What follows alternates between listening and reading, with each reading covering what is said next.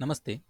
हम वर्णमाला प्रकरण पढ़ रहे हैं और वर्णमाला प्रकरण के पिछले भाग में हमने स्वरों के बारे में जानकारी ली थी। अब यदि हम व्यंजनों की तरफ देखते हैं तो व्यंजनों में भी वर्गीय व्यंजन और अवर्गीय व्यंजन ऐसे दो हिस्से दिखते हैं। अब यदि हम व्यंजनों पर विचार करते हैं तो व्यंजन ऐसे ही हमारे मुंह से निकलते हैं, लेकिन ऐसे व्यंजनों को अस्ताव्यस्त रखना अच्छी बात नहीं है। इसलिए इनको उनके उच्चारण स्थान के अनुरूप अलग अलग वर्ग बनाकर हम रख सकते हैं। और ये जो वर्ग बनाए हैं उच्चारण स्थान के अनुरूप बनाए गए हैं, इनका उच्चार कहाँ से होता है। और ऐसे कुल मिलाकर 5 वर्ग बनाए गए हैं। और जो व्यंजन वर्ग में शामिल नहीं हो पाए हैं उनको अलग से रखा गया है। अब चूंकि ऊपर जो 5 वर्ग बनाए हैं वे व्यंजन वर्ग में है, इसलिए उनका नाम वर्गीय व्यंजन है।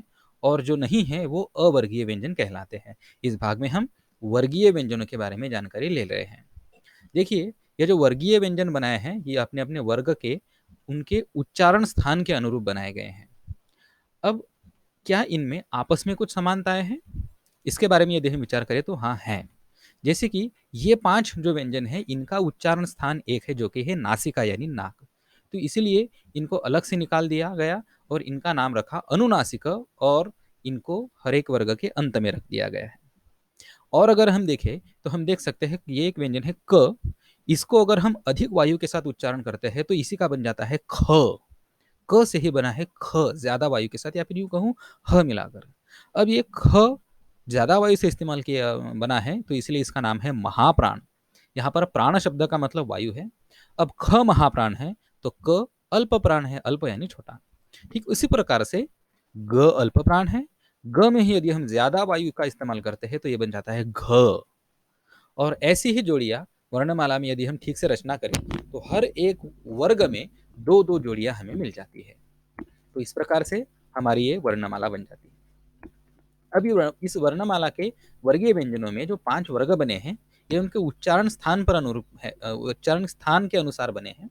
अब इन वर्ग का एक एक अपना अपना नाम भी होना चाहिए जो कि दिया गया है उनके पहले व्यंजन के नाम पर। जैसे कि क वर्ग, च वर्ग, ट वर्ग, त वर्ग और प वर्ग, ये पूरे व्यंजन अपने वर्ग के पहले व्यंजन के नाम पर जाने जाते हैं। अब एक और विशेषता है इस वर्गीय व्यंजनों की कि इनमें पहला और दूसरा स्तंभ कठोर व्यंजन इस नाम से जाना जाता है। तीसरा, चौथा और पांचवा जो स्तंभ है इनको मृदु व्यंजन इस नाम से जाना जाता है। तो इस तरह से हमने हमारे जो वर्गीय व्यंजन है इनके सारे मुद्दों पर चर्चा की है। एक बार फिर से इनका हम पुनरावलोकन करते हैं।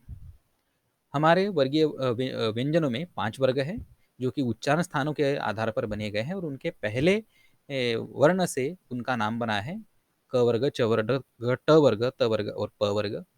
साथ ही साथ वर्ग का दूसरा और पहला और दूसरा जो स्तंभ है वो कठोर व्यंजन के नाम से जाना जाता है। और तीसरा, चौथा, पांचवा ये मृदु कहलाते हैं। और हमने पहले ही पढ़ा था कि वर्ग का पांचवा जो अक्षर है वो अनुनासिक कहा जाता है। और साथ ही साथ दूसरा और तीसरा इनको महाप्राण वर्ण कहा जाता है। और बाकी बचे जो है उनको अल्प प्राण वर्ण कहा जाता है या फिर अल्प प्राण व्यंजन। तो इस तरह से हमने वर्गीय व्यंजनों के बारे में सारी जानकारी हासिल की है।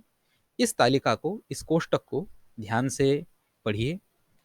इस पर आप अच्छी सी स्कूल में एक्टिविटी भी कर सकते हैं, चार्ट बनाकर अपने क्लास में भी रख सकते हैं। ये एक बहुत काम का कोष्टक है, बहुत काम का टेबल है।